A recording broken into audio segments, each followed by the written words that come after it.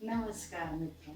आज हम सीखेंगे हिंदी के कठिन शब्द और उनके अर्थ। बहुत सारे मित्रों ने आग्रह किया है कि मैं उन्हें कठिन शब्दों के अर्थ सिखाऊं। तो चलिए शुरू करते हैं कठिन शब्द और उनके अर्थ।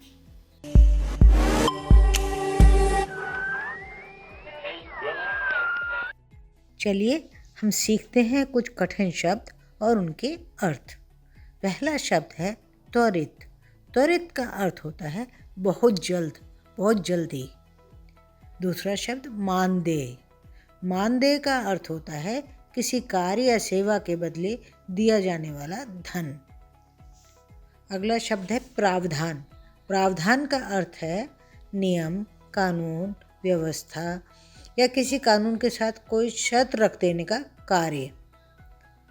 अगला शब्द देखते हैं समीक्षा। समीक्षा का अर्थ होता है अच्छी तरह देखने की प्रक्रिया।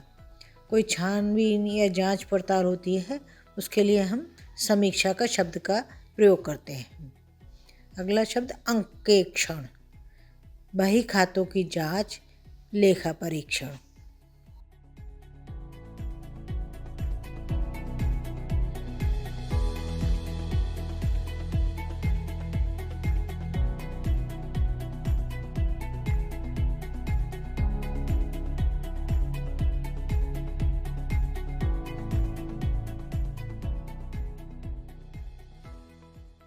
अगला शब्द प्रायोजक। आप अक्सर सुनते हैं प्रायोजक, इस कंपनी के ये कार्यक्रम के ये प्रायोजक हैं। प्रायोजक का असली अर्थ समझिए।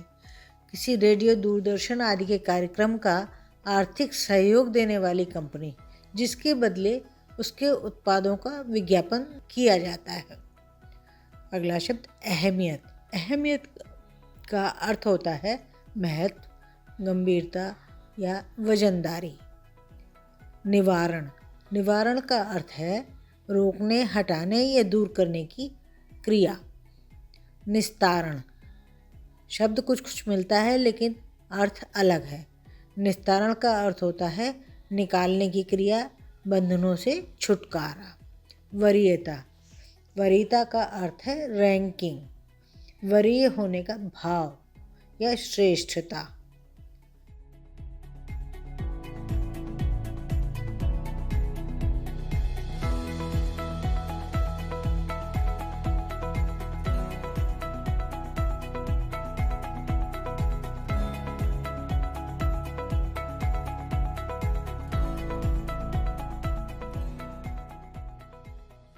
अवसंरचना। मूलभूत भौतिक एवं संगठनात्मक संरचना। इसको इंग्लिश में आप ऐसे समझ सकते हैं, इंफ्रास्ट्रक्चर। सघन। सघन का अर्थ होता है घना या ठोस। वृष्टि। वृष्टि का अर्थ होता है आकाश से जल बिंदुओं का गिरना। वर्षा या बारिश को भी हम वृष्टि कहते हैं। सुमेलित अर्थात मिलता जुलता, मैचिंग। पारदर्शिता, आर पार देखे जा सकने का गुण, जिसको हम इंग्लिश में कहते हैं ट्रांसपेरेंट।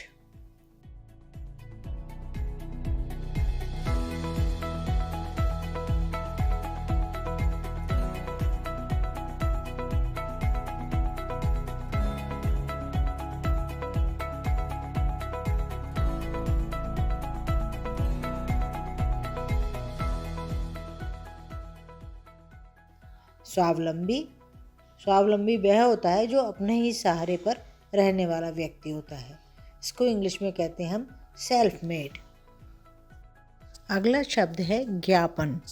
ज्ञापन का अर्थ होता है जताना, बताना या प्रकट करना। कई बार कहते हैं ना, हम ज्ञापन देने जा रहे हैं, मतलब कोई बात हम नोटिस उनके ध्यान में देने के लिए बताने जाते हैं, उसको हम कहते हैं ज्ञापन देना। अगला शब्द उपागम। उपागम का मतलब पास आना या घटित होना। समन्वय।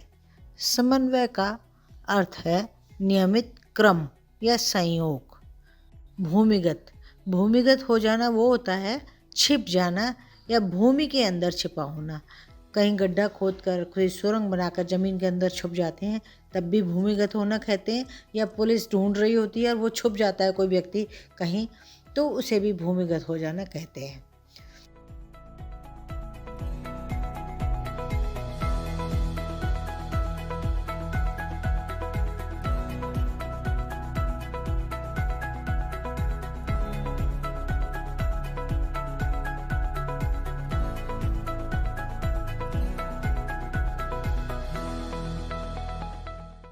विपणन, विपणन का अर्थ होता है विक्रय या व्यापार।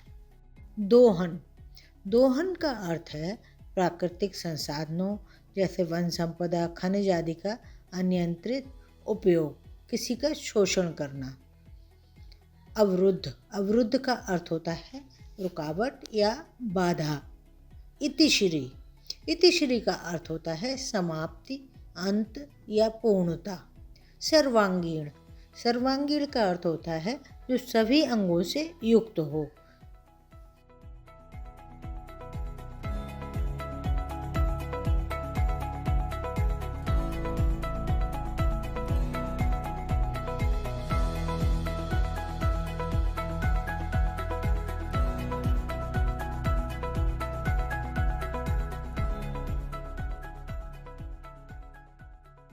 संक्रामक, संक्रामक रोग वो होता है जो हवा, पानी आदि के संक्रमण से फैलता है, एक दूसरे के संपर्क में आने से फैलता है।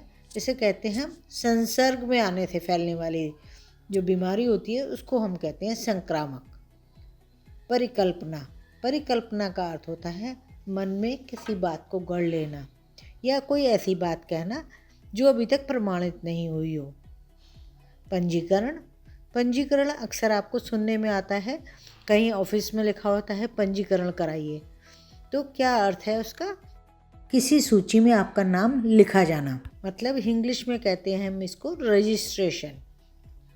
निष्पादित, निष्पादित का अर्थ है नियम आदेश के अनुसार कोई कार्य को पूरा करना। एग्जीक्यूशन इसको इंग्लिश में कहते हैं। संप्रेषण, संप्रेषण का अर्थ होता है भेजना या पहुंचाना। ये अधिकतर बिजली, प्रकाश, जो टेक्निकल चीज़ें हैं, विद्युत प्रकाश संप्रेषण के लिए प्रयोग में लाया जाता है संप्रेषण।